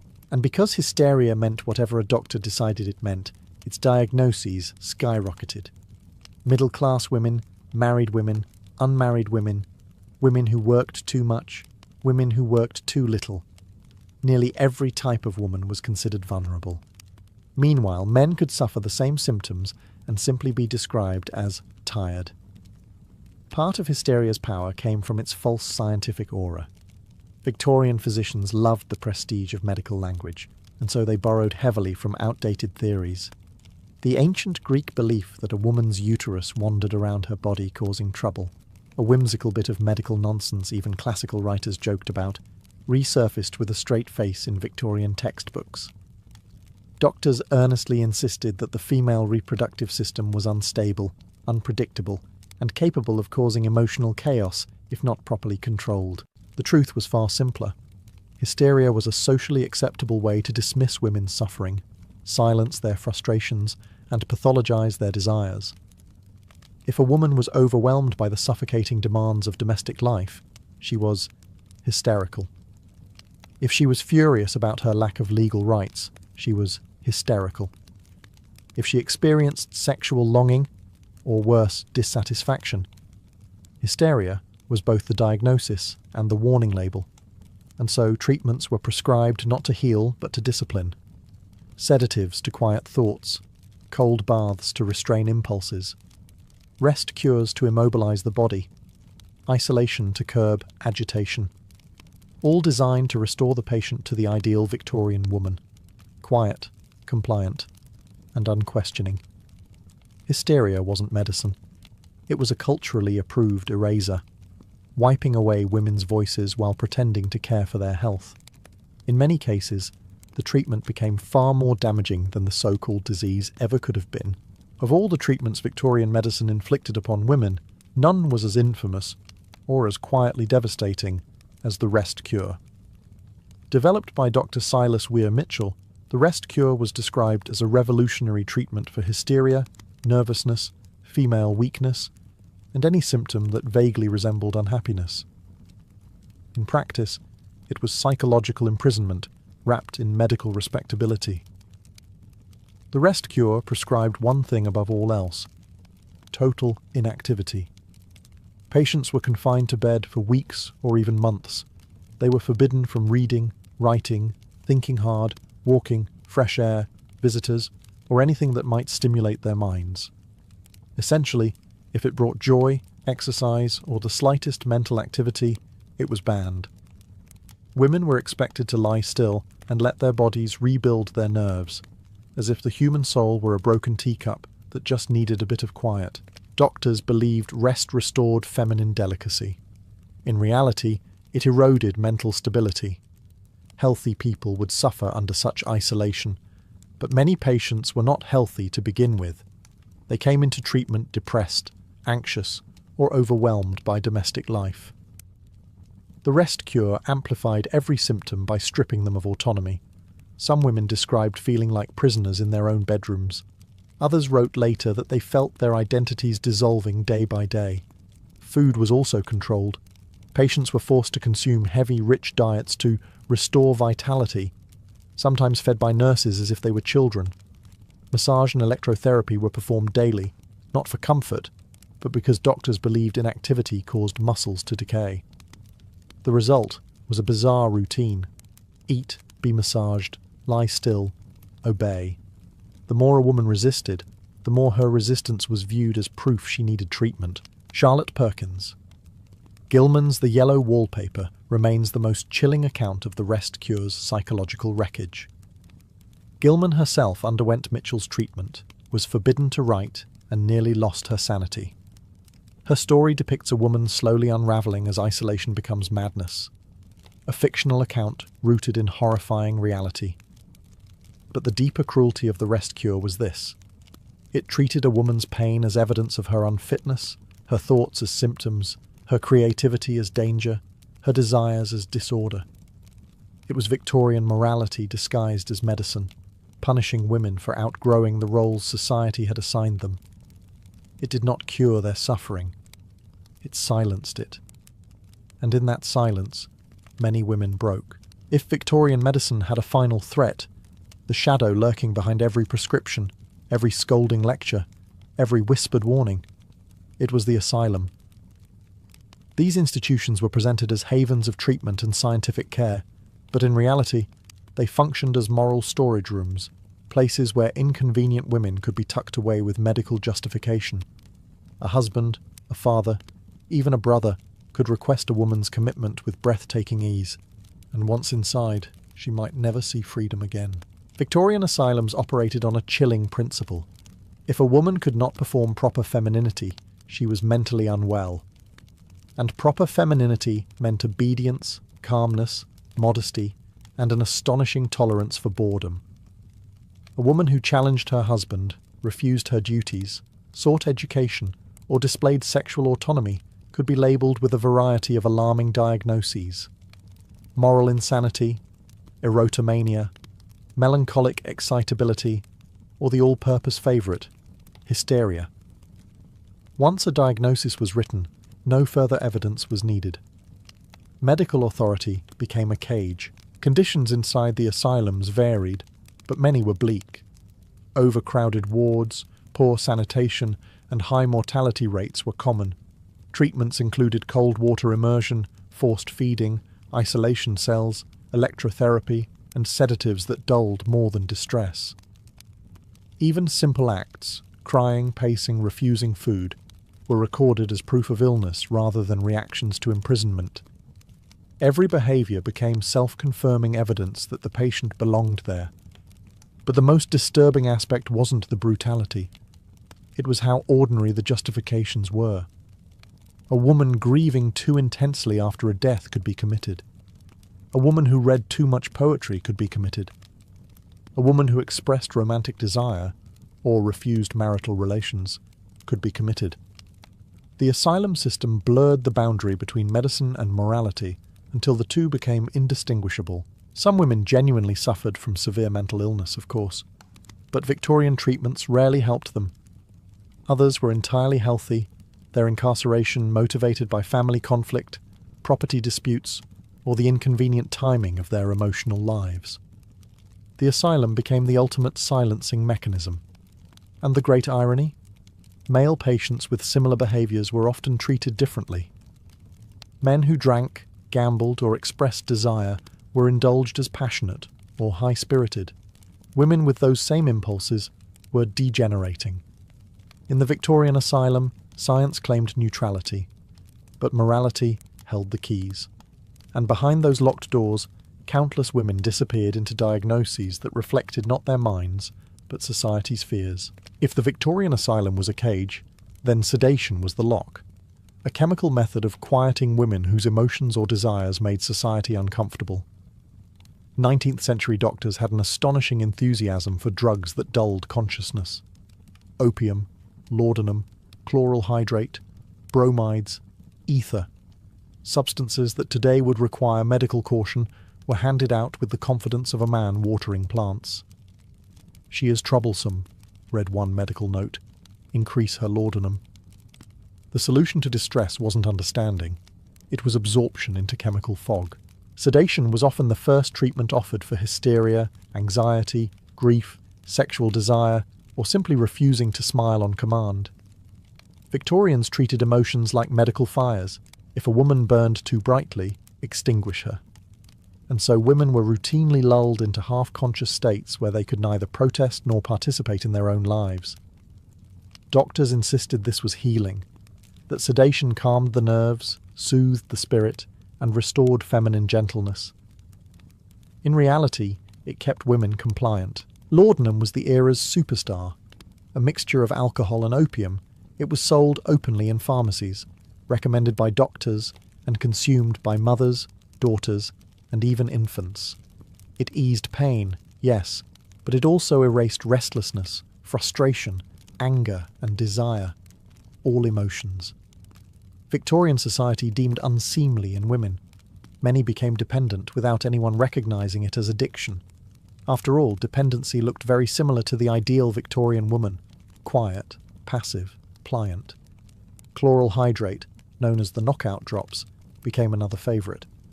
It was prescribed for insomnia, hysteria, night excitability, and even moral agitation, a phrase that essentially meant she has opinions. The drug induced deep sleep, sometimes dangerously so, and long-term use caused confusion, memory loss, and emotional flattening. Doctors noticed the side effects, but not enough to stop prescribing it.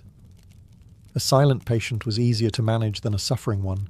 What made these treatments particularly cruel was that they were framed as acts of compassion. A physician might tell a woman, "You must rest, for your nerves are overwrought," and then administer a dose strong enough to disable her independence. Family members believed they were helping. Communities believed medicine was advancing. And women disappeared slowly into sedation, their personalities dissolving under the weight of drugs they were told would make them well. Victorian sedation wasn't treatment. It was erasure, not of illness, but of inconvenience, not of symptoms, but of women's voices. And beneath the quiet surface lay a profound truth. Silence, not health, was the real prescription. No aspect of Victorian medicine reveals its moral agenda more clearly than the way it treated female desire. To 19th century doctors, a woman's sexuality was not part of her humanity. It was a threat, a destabilizing force, a potential gateway to moral collapse, social decay, and what physicians gravely referred to as degenerative tendencies. So instead of acknowledging female desire as natural, Victorian medicine pathologized it. A woman who wanted intimacy was not passionate. She was overstimulated. A woman dissatisfied in marriage was not neglected. She was disordered. Sexual desire became a medical emergency. Doctors described female pleasure with near-apocalyptic language. Medical journals warned that excessive passion could cause insanity, infertility, spinal collapse, or even death. Some claimed a woman's body could not physically withstand pleasure without long-term damage, a theory based more on cultural panic than anatomy. The fear of female desire was so intense that doctors treated it with the seriousness of contagious disease. The diagnosis most often applied was nymphomania, a term that covered everything from genuine libido to perfectly normal curiosity. Symptoms included excessive interest in romance, frequent daydreaming, difficulty remaining modest, and inappropriate affection toward one's husband. Yes, Victorian medicine considered enjoying marital intimacy a red flag. Doctors interpreted desire not as an emotion, but as a breakdown of feminine virtue, evidence that a woman's moral centre was failing. Treatments were as alarming as the diagnosis. Some women were subjected to forced isolation to cool their passions. Others were prescribed ice baths, sedation, or physical restraints. In the most extreme and disturbing cases, doctors performed clitoridectomies, surgical removal of the clitoris, believing it would extinguish desire permanently. These procedures were justified as medical necessity, but they were acts of violence committed under the banner of science. And yet, in a bizarre twist, the same medical world that feared female desire also invented the pelvic massage, a treatment used by some physicians to relieve hysteria by inducing what we now recognize as orgasm. Doctors believed this was purely clinical and not sexual, because Victorian morality allowed men to produce pleasure as long as they insisted they didn't understand it. Victorian medicine's approach to desire exposed a deep cultural terror, the fear that women, if allowed autonomy over their bodies, might demand autonomy in every part of life. So, sexuality became pathology, pleasure became disease, and the female body became a battlefield between morality and control. For all its obsession with imaginary illnesses, Victorian medicine often failed catastrophically when a woman's suffering was real. Genuine medical conditions, endometriosis, postpartum depression, anemia, chronic pain, infections, autoimmune disorders, were routinely dismissed as female nerves or moral weakness. The irony was brutal.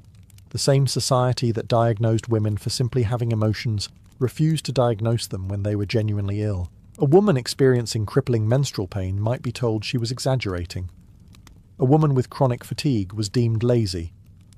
A woman suffering complications after childbirth was labelled hysterical instead of treated.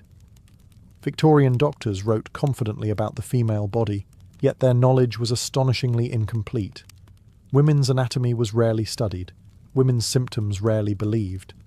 Pain was interpreted through the lens of morality.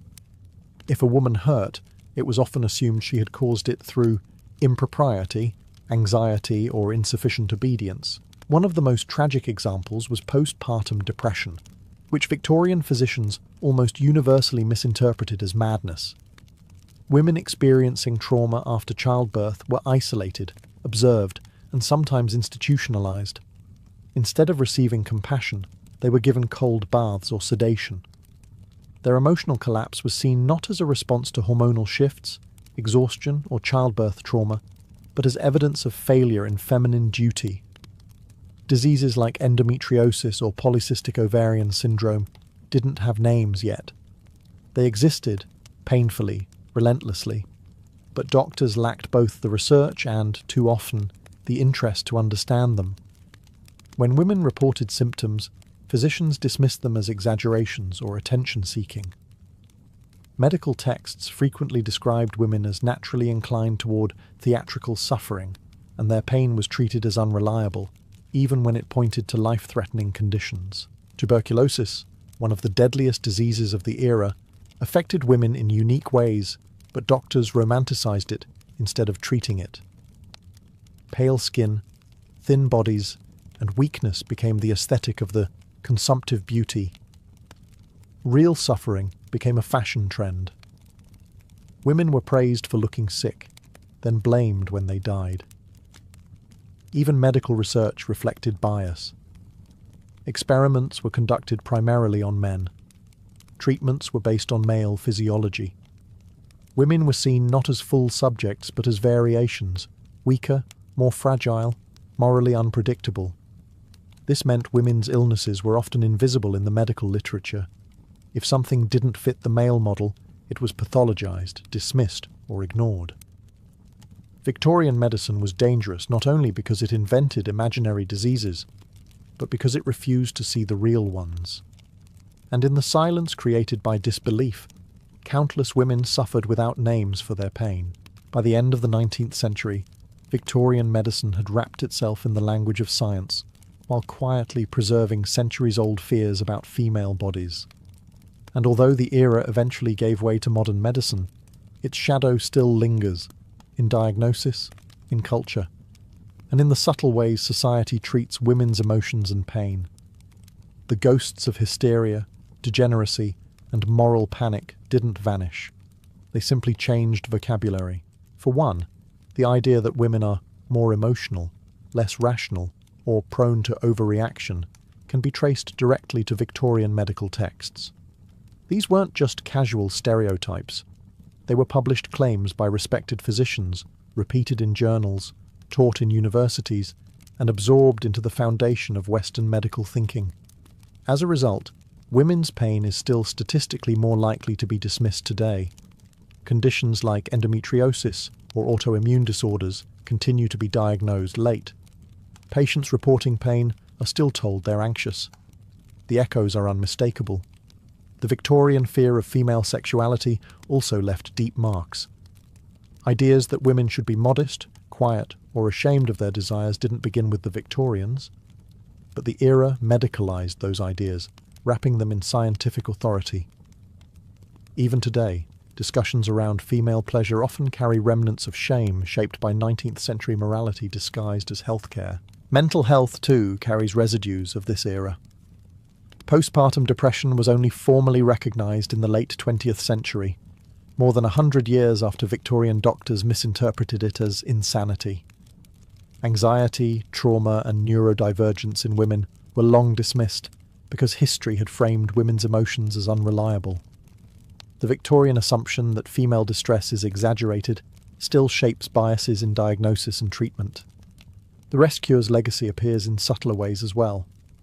The idea that women should rest, withdraw, or quiet down when overwhelmed still emerges in how society treats female burnout. The preference for sedating rather than listening persists in stereotypes that brand women as dramatic instead of acknowledging their suffering. Yet there is another legacy, one forged by the women who resisted. Charlotte Perkins Gilman, Elizabeth Packard, and countless unnamed patients pushed back, wrote books, exposed abuses, and forced medicine to confront its failures. Their resistance planted the seeds for reform, for modern psychology, for patient rights, and for the eventual dismantling of hysteria as a diagnosis. Victorian medicine tried to silence women, but in the end, the women it oppressed helped rewrite the story. The legacy is not just the harm done, but the voices that rose to challenge it.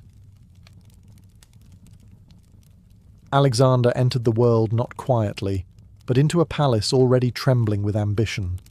His father, Philip II of Macedon, was a man who reshaped kingdoms the way blacksmiths reshape iron. He had taken a fragile, fractured Macedonia and forged it into a rising military titan. His mother, Olympias, was no less formidable, intense, mystical, and fiercely devoted to her son. She told young Alexander that he descended from Achilles, and she said it with the absolute confidence of a woman who expected the world to agree with her. From the very beginning, Alexander lived in a home where power was the household language. Generals marched through the palace like moving statues of iron and leather. Diplomats bowed low, unsure whether they feared Philip more or admired him. Even the servants whispered about omens, victories, and prophecies. Alexander absorbed it all.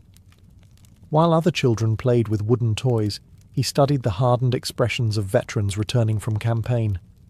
His teachers quickly realized the boy wasn't normal. He asked too many questions, sharp questions, unsettling questions. When told a myth, he demanded the political lesson behind it. When told a battle story, he wanted to know the terrain, the formations, the mistakes. He learned to read faster than expected, but it was the Iliad that became his obsession. Achilles became his imaginary companion, his silent rival, his unreachable standard. He slept with a copy under his pillow and treated the text like scripture. By age 10, Alexander was already demonstrating the iron core of his personality.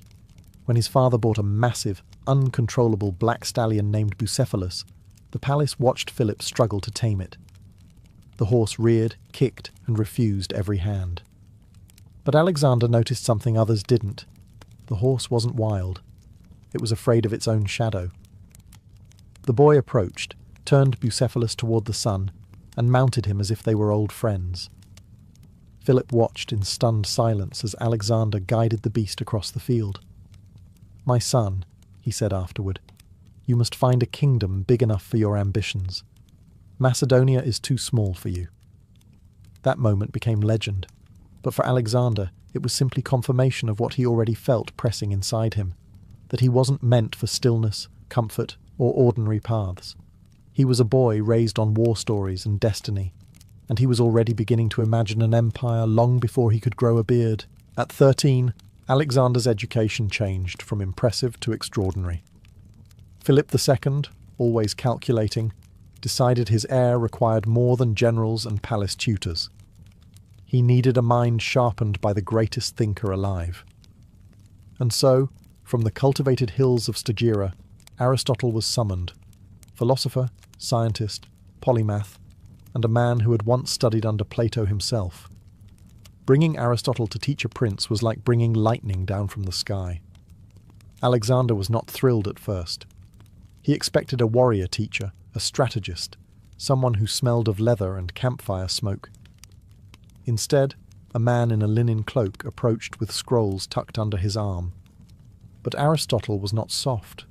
His weapon was knowledge, and he wielded it like a spear. On the first day he asked Alexander a question the boy had never considered.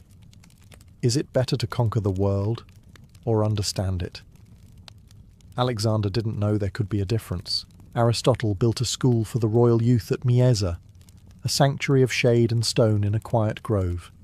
Here, Alexander and a select circle of companions studied away from the noise of Philip's court.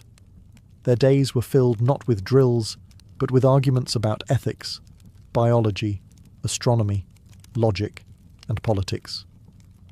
Alexander dissected fish, observed insects, traced the movement of stars, and debated the nature of justice. Under Aristotle, he learned that ruling required more than force. It required thought. But the most profound lessons came from literature. Aristotle guided Alexander through Homer line by line, teaching him not just to worship Achilles, but to analyze him. Courage, Aristotle warned, is not recklessness. Alexander listened, though perhaps not as carefully as Aristotle hoped. He also learned the principles of leadership, persuasion, and statecraft, lessons that would later shape the world's largest empire. Yet beneath the philosophy, something else was brewing. Ambition refined by intellect. Alexander began to see patterns, how empires rose and fell, how people were moved by ideas as much as by armies. The world became a puzzle, and he wanted to solve it. Aristotle didn't try to suppress Alexander's hunger for glory. He tried to discipline it. He taught him to question, to reason, to think beyond impulse. And although Alexander often chafed at limits, he absorbed every lesson. By the end of their time together, Aristotle had done something no general could achieve. He turned Alexander's restless ambition into a theory of greatness. The sword would come later, but the mind was forged here. Aristotle may have shaped Alexander's mind, but the environment at Mieza shaped his future army. This was no ordinary classroom. It was a gathering of boys who would one day command battalions, govern cities, and die on distant frontiers under Alexander's banner. Here, friendship and rivalry were forged at the same table, sharpening one another like blades in the same fire. The group included Hephaestion, the quiet, thoughtful boy who would become Alexander's closest companion, the one person who could calm his storms. There was Ptolemy, observant and clever, who analysed everything with a future historian's eye. Cassander, tense and ambitious, watched and calculated. Seleucus, tall and serious, carried himself like someone who already knew he was destined to rule. And Lysimachus, physically strong and bold, often tested Alexander with challenges that bordered on dangerous. Aristotle treated them like young philosophers, not princes or soldiers. Lessons began under the shade of plane trees, where the boys sat cross-legged on the grass, listening as Aristotle spoke about logic, ethics, governance, and the natural world. A king, he told them, is only a man who persuades others that he is worth following. Alexander took this to heart, and mentally compared it to Philip's belief that a king was whoever had the strongest army. Somewhere between those two philosophies, Alexander began crafting his own definition of leadership. But it wasn't all scrolls and theory. Between lessons, the boys wrestled, raced, climbed trees, and practiced the early forms of military discipline. Even their games were competitive. Who could recite the most lines of Homer? Who could run the fastest? Who could argue Aristotle into a corner? Alexander rarely lost, and when he did, he remembered it. Disagreements sometimes turned into shoves or grapples, but Aristotle encouraged debate rather than punishment. He believed conflict sharpened intellect, and in Alexander's case, sharpened ambition. The prince learned not just to win arguments, but to win loyalty. Even in adolescence, he had the magnetic force of someone others wanted to follow. And while the other boys dreamed of estates, local commands, and comfortable positions, Alexander dreamed of something far greater. He interpreted every lesson, mathematics, poetry, rhetoric, biology, through the lens of conquest. If Aristotle explained the nature of the world, Alexander immediately wondered how that world might be unified. If Aristotle described the differences between cultures, Alexander wondered how those cultures could be brought together under one leader. Mieza was not merely a school, it was the seedbed of an empire, and Alexander was already preparing soil for the world he intended to take. While Aristotle was shaping Alexander's mind, Philip II was shaping his body, and preparing him for a world where kings survived only by strength and speed. Macedonia was not a place for soft princes. Its hills echoed with hooves, iron, and war songs. Boys became warriors young, and Alexander, heir to the throne, was expected to become more than a warrior. He was expected to become the finest soldier Macedonia had ever produced. Training began before dawn. While mist still clung to the fields, Alexander joined his companions for riding drills, spear practice, and long marches that tested endurance more than muscle. Macedonians fought not as pampered aristocrats, but as hardened front-line troops. Alexander learned to throw the sarissa, the long Macedonian pike that required both strength and coordination. He practiced with the xiphos and the kopis, mastering the fluid movements necessary for survival in the crush of combat. Physical training wasn't just exercise, it was culture. Macedonia glorified toughness. Even royalty had to sweat, bleed, and prove they could keep pace with common soldiers. Philip often surprised his son's unit with unexpected drills, forcing them to climb steep terrain, cross icy rivers, or endure days of relentless marching. He wanted Alexander to feel discomfort, exhaustion, and fear, and to conquer each one. Alexander never protested. He was driven by something that set him apart, an internal fire to outshine every man, including his father. While other boys collapsed at the end of a march, Alexander kept walking. When horses bucked or reared, Alexander demanded to ride them again. When bruises formed, he treated them like badges. Even Philip noticed. His son trained with the focus of someone preparing for battles still decades away. But physical training only fueled Alexander's imagination. As he rode through the hills, he imagined cavalry charges across Asia. When he practiced swordplay, he didn't see Macedonian opponents. He saw Persian immortals. During long marches, he recited lines from the Iliad under his breath, imagining himself fighting beside Achilles on the plain of Troy. His childhood myths were merging with his training. His heroes were becoming models for real ambition. And yet, for all his dreams of conquest, Alexander also learned discipline, the rhythm of command, the importance of formation, the loyalty needed between a leader and his troops. It wasn't just strength he was building, but the foundation of a commander. Every bruise, every drill, every exhausting march was preparing him for the world he intended to claim. Macedonia was training a prince, but Alexander was training to become legend. For most teenagers, mythology is entertainment.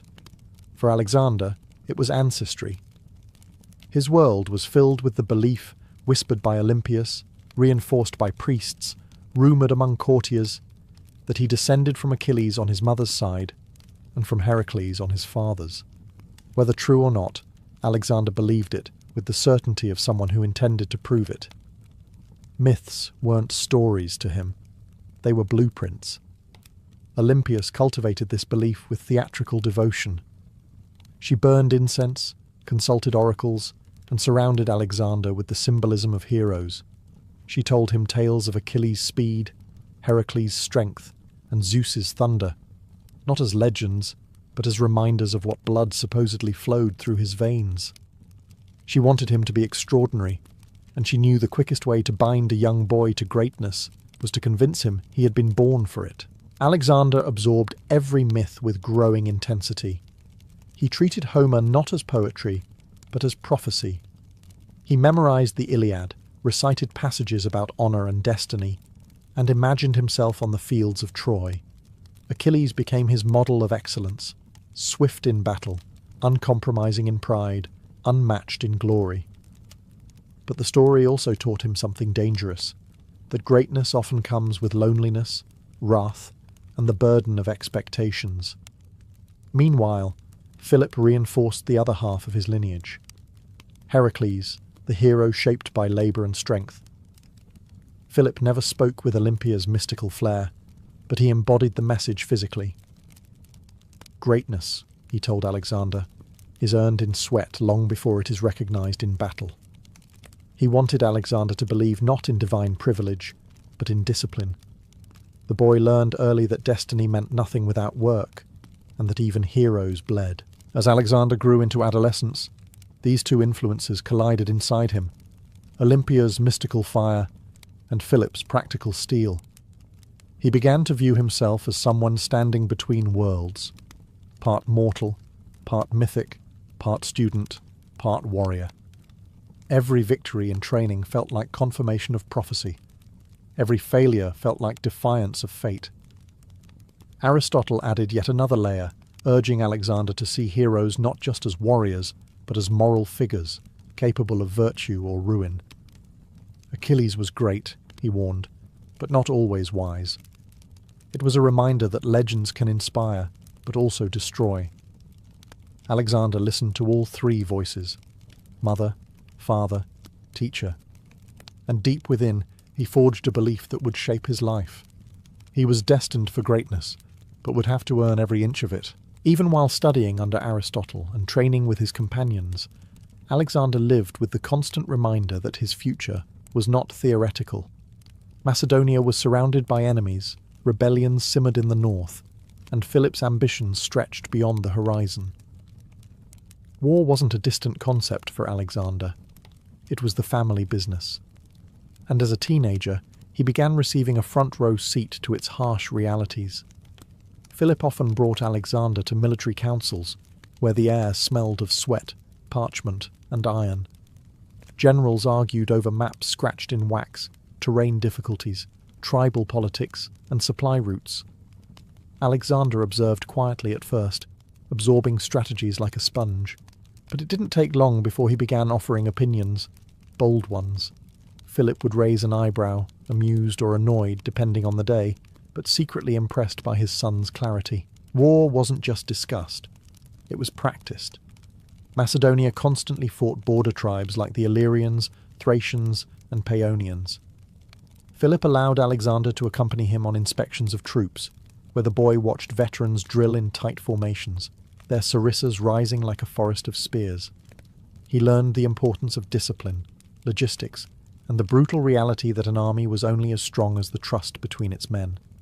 And trust required presence. Alexander didn't act like a prince who stood at a distance. He interacted with the soldiers, asked questions, even joined training drills when Philip wasn't looking. The troops noticed. They respected a boy willing to sweat beside them more than a noble who gave orders from a comfortable seat. But Alexander's education in command wasn't only about strategy or stamina. It was about fear, learning how to control it, shape it, and eventually weaponize it. Philip intentionally exposed him to battle aftermaths, broken shields, wounded men, and funerals for fallen soldiers. Alexander saw the cost of victory before ever commanding a charge. Instead of frightening him, it deepened his resolve. If empires demanded sacrifice, he wanted to understand the price fully. This exposure also awakened the darker, more dangerous part of Alexander's ambition. He became fascinated with how battles could shape entire nations, how one decisive strike could alter the fate of thousands. To him, war was not simply destruction. It was transformation, a tool for building the world he envisioned. By the time he reached his mid-teens, Alexander no longer dreamed of glory in abstract terms. He saw glory as something crafted through strategy, discipline, and relentless bravery. He wasn't just learning how to fight. He was learning how to lead men who would follow him into the unknown. For all his training, learning, and dreaming, nothing shaped teenage Alexander more than the volatile court of Pella. If the battlefield taught him courage, the palace taught him caution. Macedonia's royal court was not a place of calm diplomacy. It was a storm of ambition, alliances, jealousy, and schemes sharp enough to cut a careless prince to pieces. Philip II was a brilliant king, but his brilliance came bundled with unpredictability. His marriages were diplomatic weapons, and each new wife brought new political factions into the palace. Alexander grew up surrounded by half-siblings, rival claimants, and nobles whispering behind tapestries. Everyone had an agenda. Everyone watched the heir. Olympias, fiercely protective of her son's claim, warned Alexander constantly, "Trust no one who smiles too easily." It wasn't paranoia. It was survival advice. The court saw Alexander not just as a prince, but as a future king with dangerous potential. His intelligence, his charisma, his military promise. These qualities inspired loyalty in some and fear in others. Older generals respected him. Younger nobles envied him. Some hoped to manipulate him. Others hoped he might one day fail. Alexander learned quickly that a king's son must listen more than he speaks. He studied body language the way Aristotle taught him to study biology. He noticed who avoided his gaze, who flattered him too much, who spoke in admiration of his father, but never of him. Even as a teenager, he could read a room with unnerving precision. Philip's rivals also watched Alexander carefully. The neighbouring city-states, Athens, Thebes, Sparta, knew that if the boy inherited his father's reforms, Macedonia's rise would not slow. Envoys scrutinized Alexander during ceremonies, evaluating whether he was future king material or simply a spirited youth playing at greatness. Alexander made sure to stand tall, speak clearly, and display the poise of someone twice his age. Behind the courtly dances and diplomatic dinners, Alexander's bond with his mother deepened. Olympias fed him conviction. You are destined to rule. But Philip offered a different lesson. Destiny means nothing if the nobles won't follow you. Caught between their philosophies, Alexander learned the truth. Kingship required both divine confidence and political skill. Pella became his first battlefield. Intrigue became his first weapon. Survival became his first test. Before he ever led an army, Alexander learned how to navigate a world where loyalty was fragile, betrayal was common, and every gesture carried political weight. It wasn't the sword that first shaped Alexander into a ruler. It was the palace. Teenage Alexander didn't have to wait long before theory became reality. Macedonia was surrounded by volatile tribes in the north, and rebellions erupted whenever Philip turned his attention elsewhere. In Alexander's mid-teens, one such rebellion flared, and this time Philip was away negotiating abroad. The king needed someone he could trust to keep the kingdom stable. He chose Alexander. The announcement stunned the court. Skeptical nobles muttered that Philip had lost his mind. Alexander was brilliant, yes, but he was still a boy. Commanding troops against hardened tribesmen was a test even seasoned officers approached cautiously. But Philip didn't hesitate. He wanted to know whether his heir could stand under pressure, whether all the training, philosophy, and drills had forged something real. Alexander seized the opportunity with a mixture of excitement and icy determination. Wearing armour still slightly too large for him, he led the Macedonian cavalry north.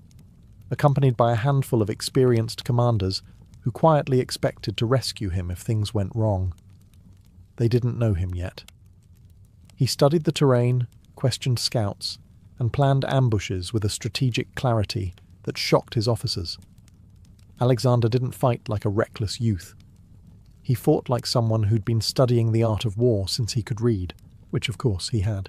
When the Illyrians attempted to surprise the Macedonians, Alexander struck first. He launched a sudden cavalry assault on their flank, driving them into disarray before they understood they'd lost the element of surprise. Veterans later reported that Alexander moved as though the gods whispered in his ear.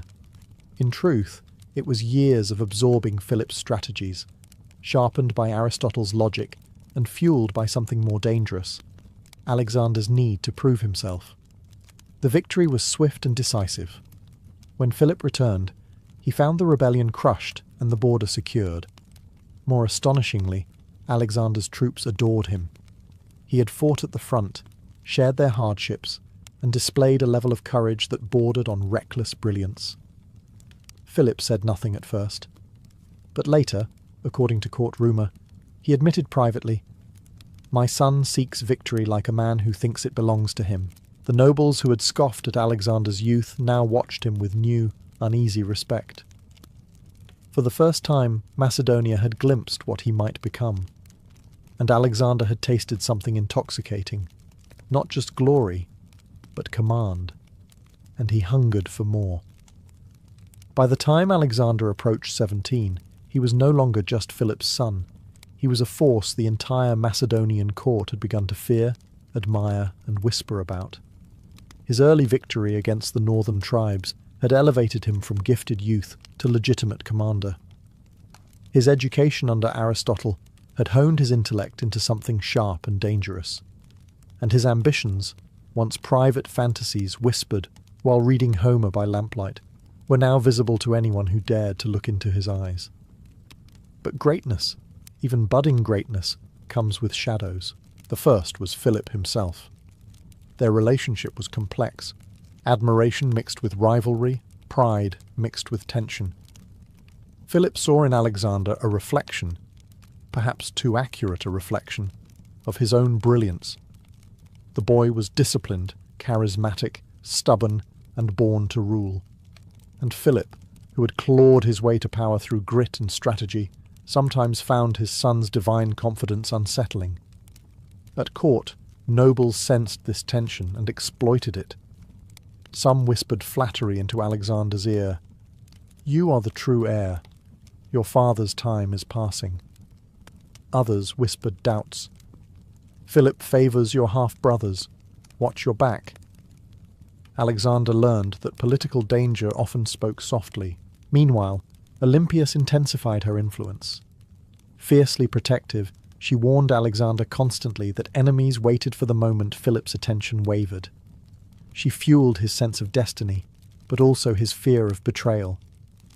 The combination lit a fire inside him, ambition edged with paranoia, courage mixed with mistrust. Yet even amid these tensions, Alexander's confidence only grew. He devoured histories, studied battles, and imagined future campaigns in intricate detail. When he looked at the map of the known world, he didn't see borders. He saw starting points. His teenage mind already wandered eastward, to Persia, the vast kingdom that had loomed over Greece for more than a century. Most Greeks feared Persia.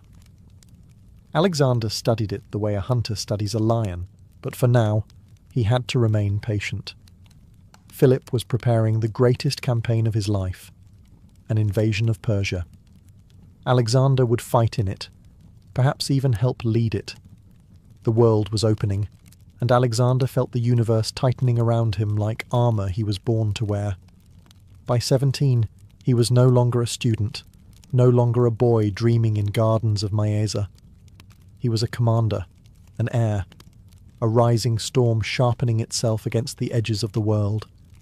Everything that made Alexander the Great was already inside him, waiting for the moment history would finally unleash him.